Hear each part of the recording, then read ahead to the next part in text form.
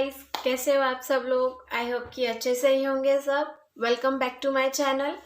And आज हम लोग इम्यूनिटी सिस्टम के बारे में बात करेंगे कि हम हमारी इम्यूनिटी सिस्टम कैसे स्ट्रॉन्ग कर सकते हैं।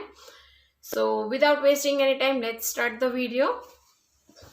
सबसे पहले तो सब इम्यूनिटी सिस्टम स्ट्रॉन्ग करने के लिए जो सप्लीमेंट्स बॉडी यूज होते हैं वो कौन से होते हैं कि विटामिन एंड मिनरल्स। तो विटामिन है vitamin A, vitamin B complex में B6 और B12 के बारे में बात करेंगे, vitamin C, vitamin D and जो मिनरल्स है वो है जिंक एंड सेलेनियम। और हम लोग डिटेल में जिंक के बारे में डिस्कस करेंगे। So now what is vitamin A. Vitamin A ये रेस्पिरेटरी ट्रैक्ट में पाए जाने वाले म्यूकोसल एपिथेलियल सेल्स के स्ट्रक्चर एंड फंक्शंस को इम्प्रूव करता है।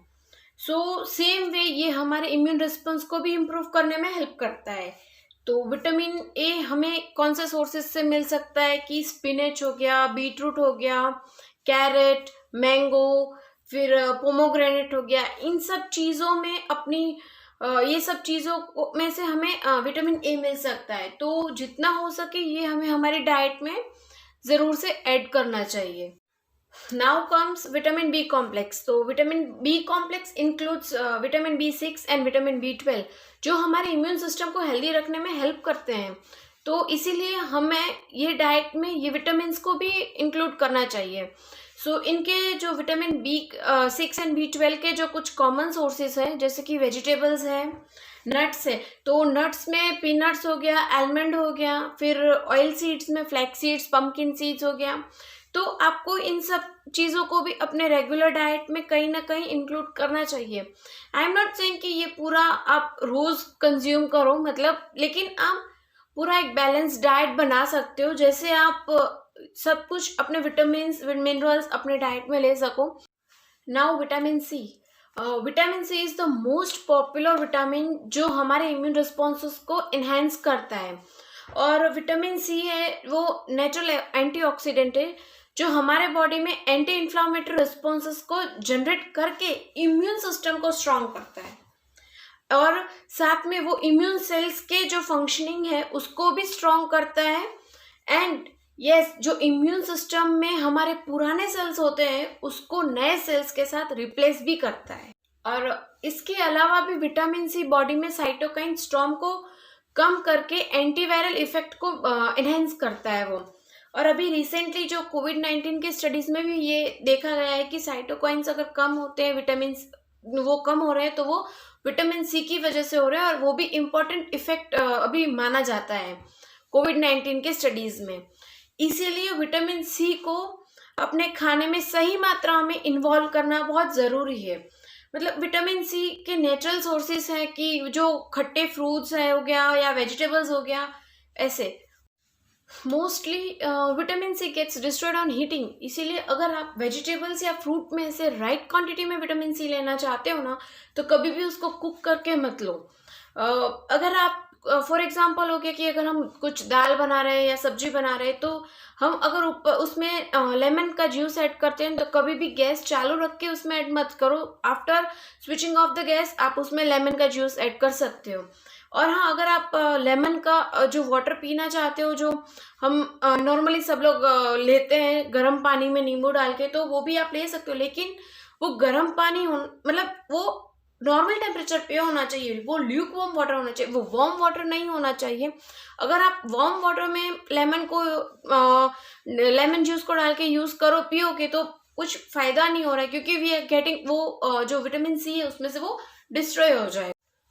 नाउ विटामिन डी बॉडी में ब्लड के WBCs यानी कि वाइट ब्लड सेल्स को पैथोजेनिक इफेक्ट को इंक्रीज करता है। एंड WBC बॉडी के इम्यून सिस्टम को इम्पॉर्टेंट सेल्स माना जाता है। एंड ऑल्सो विटामिन डी है जो वो एंटी इन्फ्लामेटरी रिस्पॉन्स को जनरेट करके हमारे इम्यून रिस्पॉन्स को भी स्ट्रॉन्ग करता है। In many studies it has been found that कि विटामिन डी जो है वो रेस्पिरेटरी ट्रैक्ट इन्फेक्शंस के चांसेस को रिड्यूस भी करता है। एंड कुछ कोविड-19 केसेस में भी ये देखा गया है कि वो विटामिन डी की कमी की वजह से ही रेस्पिरेटरी ट्रैक्ट इन्फेक्शन में कुछ कॉम्प्लिकेशंस होने के चांसेस बढ़ गए थे. So it's important to take vitamin D in our diet regularly. So vitamin D हमें किस में से मिलेगा कि उसका मेन सोर्स जो है वो विटामिन डी का वो तो सनलाइट ही है. और सनलाइट की प्रेजेंस में हमारे बॉडी में विटामिन डी प्रोड्यूस होता है. एंड अगर हम डाइटरी सोर्स की बात करें कि विटामिन डी हमें किस में से मिलेगा, तो विटामिन डी आमतौर पे फूड प्रोडक्ट्स में पाया नहीं जाता है. ये उन्हीं प्रोडक्ट्स में से पाया जाता है कि जिसमें विटामिन डी से फोर्टिफाइड होते हैं, जैसे कि मिल्क एंड मिल्क प्रोडक्ट्स हो गया या फिर कुछ ऑयल्स हो गए. बट इसमें भी बहुत ही कम मात्रा में विटामिन डी पाया जाता है. इसीलिए हमें विटामिन डी के सप्लीमेंट्स रेगुलरली लेना इम्पॉर्टेंट है.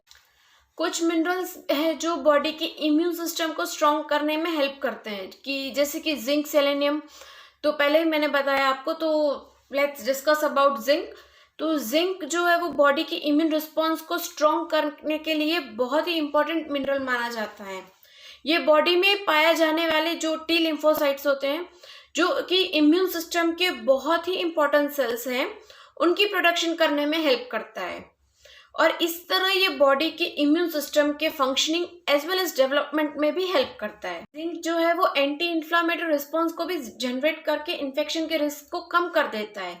और इन कुछ स्टडीज में ये भी देखा है, कोविड-19 इन्फेक्शन है अगर, तो उस पर्सन को अगर हम जिंक की सप्लीमेंट देते हैं तो बॉडी एंटी इन्फ्लामेटरी रिस्पॉन्स को स्ट्रॉन्ग कर देता है. और ये बॉडी के जो एंटीबैक्टीरियल और एंटीवायरल इफेक्ट होते हैं उसको भी इंक्रीज कर देता है, इंक्रीज करने में हेल्प करता है. और जो लंग इंजरी जो होती है उसको वो रिड्यूस कर देता है, कम कर देता है. और जिंक के कुछ इम्पॉर्टेंट सोर्सेज हैं, जैसे कि होल ग्रेन, मतलब कि जो साबुत अनाज होता है, जैसे कि बाजरा हो गया, गेहूं हो गया, ज्वार हो गया, एक्सेट्रा. कुछ पल्सीज है, कुछ ऑयल सीड्स भी है. और हाँ, अगर जो नॉन वेजिटेरियन है वो फिश एंड चिकन भी अपने डाइट में ऐड कर सकते हैं. इनमें भी काफ़ी क्वांटिटी में जिंक पाया जाता है. या सो दैट्स इट गाइस. अगर ये वीडियो आपको इन्फॉर्मेटिव लगा हो तो do like the video and अपने फ्रेंड्स एंड फैमिली के साथ इसको ज़रूर से शेयर कीजिएगा. और please do subscribe to my channel. And अगर कुछ भी क्वेरीज है या कुछ आपको पूछना है किसी भी टॉपिक के रिलेटेड, तो आप मुझे कमेंट सेक्शन में कमेंट करके बता सकते हो.